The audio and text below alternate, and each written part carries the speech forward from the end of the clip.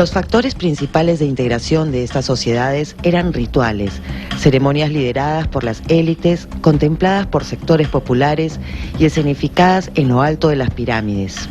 De sacerdotes también, con sus particulares características que han permitido que uno vea una pieza moche o una escena moche y pueda ir identificando estos personajes con aquellos sacerdotes que antes se pensaban solamente eran dioses representados, pero ahora ya sabemos que no, eran sacerdotes que cumplían determinados roles en estas ceremonias sacrificiales o de otro tipo, y los hemos ido encontrando, ¿no? Los arqueólogos han ido encontrando como que uno a uno los personajes en los diferentes entierros, no solamente de Zipán, sino en otros lugares moche. Las ceremonias vinculaban a las élites de distinto rango y procedencia, haciéndolas participar de un horizonte cultural común, compartiendo bienes materiales y tecnologías. De este modo, las sociedades del intermedio temprano se desarrollaron con bastante autonomía y alejadas del modelo de Estado centralizado de naturaleza imperial. Pero esa autonomía no significaba independencia absoluta, sino que predominaban factores de integración que llevaban a profundas conexiones. Lo peculiar del desarrollo peruano en la antigüedad es que eran ceremonias y rituales los que permitían la interacción y desarrollaban el universo de conocimientos y tecnologías comunes. Probablemente ni siquiera hablaban el mismo idioma. Probablemente ni siquiera estaban conectados, pero lo que sí estaban conectados eran probablemente sus líderes. Se casaban entre ellos, se movían entre ellos, compartían rituales, ¿no? Alguno de ellos pudo haber tenido un rol, por ejemplo, en la performance de algún tipo de ritual que no tenía otro.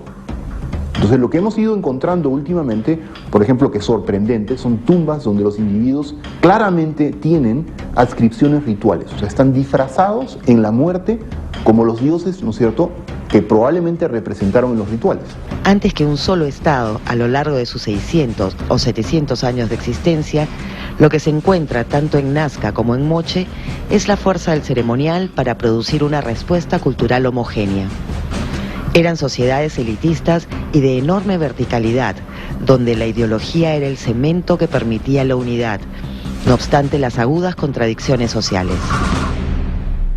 Parece que hay un ritual que es la liturgia fundamental de todos los mochicas, ¿no? Que es un ritual largo, que empieza con un combate ritual donde se enfrentan mochicas contra mochicas, que está destinado a capturar prisioneros, toman los prisioneros y luego los prisioneros son sacrificados de diferentes maneras. Y en ese ritual se puede ver, ¿no es cierto?, en las representaciones iconográficas, que ciertos personajes de altísimo nivel social, ¿no?, participaban, digamos, representando a las divinidades, seguramente vestidos y disfrazados como las divinidades, ¿no?, en la parte final, en la parte donde la copa con la sangre del prisionero es presentada y seguramente es bebida por un personaje.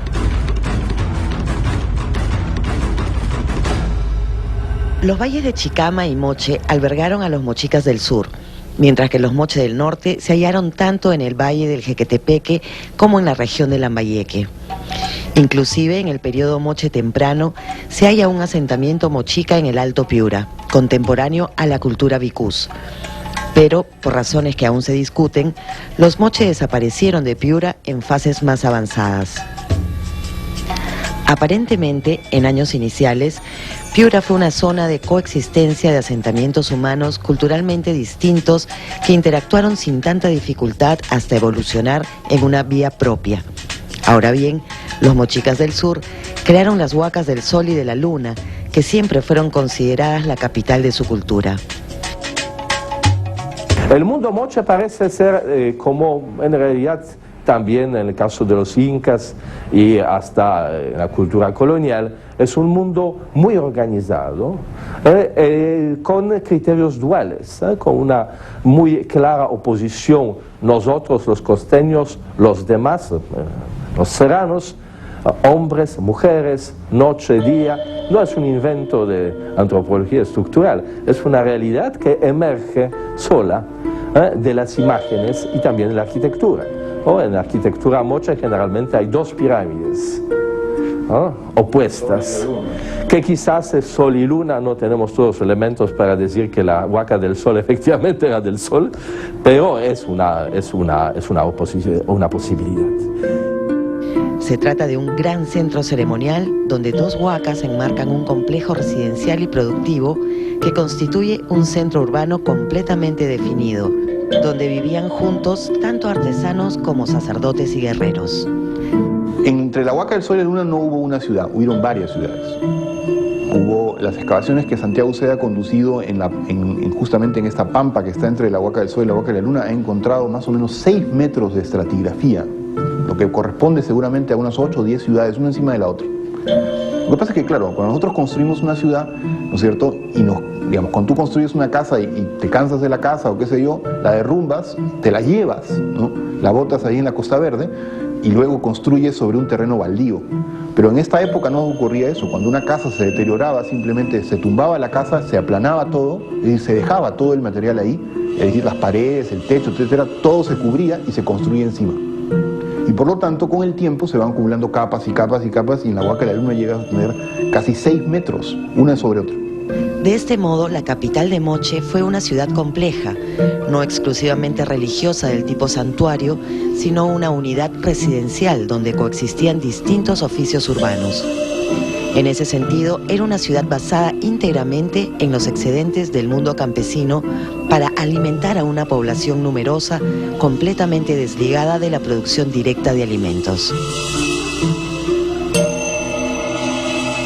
La manera como se está denominando al lugar, y probablemente va a ir ya incorporándose a nuestra manera de referirnos a ella, es el templo mayor de una ciudad moche, ¿no? Y ese templo estaría dedicado ¿a quién? Al dios principal, no que fuera el único, sino al principal, al que alguna vez hemos visto como Ayapaec, ¿no? El degollador, que está asociado claramente a 2 cosas, a la montaña, a la fuerza tectónica de la montaña, pero a la vez a la montaña como origen del agua, que es de donde viene y además se va al mar. Has visto al dios con sus volutas, ¿no?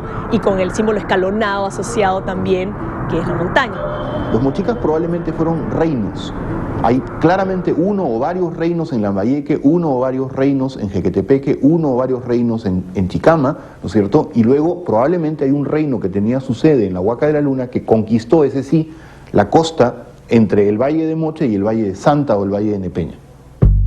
En el caso de los Nazca, esta capital se habría hallado en Cahuachi, donde residía la élite gobernante que construyó las famosas líneas de Nazca y los impresionantes acueductos y sistemas hidráulicos del valle. Otros especialistas dudan de la naturaleza de Cahuachi. Es decir, se registra una discusión entre arqueólogos sobre si Cahuachi fue un centro urbano complejo como el Moche o si fue un santuario donde miles de personas se congregaban en ciertas fechas y luego regresaban a sus lugares habituales de residencia y trabajo.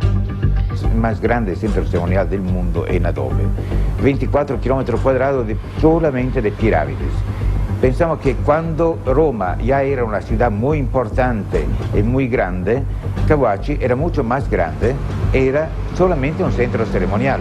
Por otro lado, los Nazca también registran desarrollos autónomos y locales con particularidades dentro de patrones culturales comunes.